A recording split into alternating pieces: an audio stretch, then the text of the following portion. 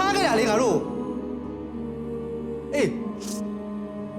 နောက်ဆုံးဖေဖေနေမကောင်းတဲ့ချိန်နင့်ကိုဆက်သွယ်ခဲ့နေဖုန်းမကင်ဘူးလား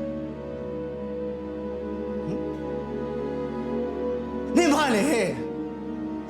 ငါတို့ခေါ်တဲ့ဖုန်းကိုမကင်ကြအောင်နင့်ဘာလဲငါတို့ကနင့်ကိုဘာအပြစ်တွေများလုပ်ခဲ့ဘူးလို့လဲနင့်ရဲ့အတွေးလေးတွေမှာလေ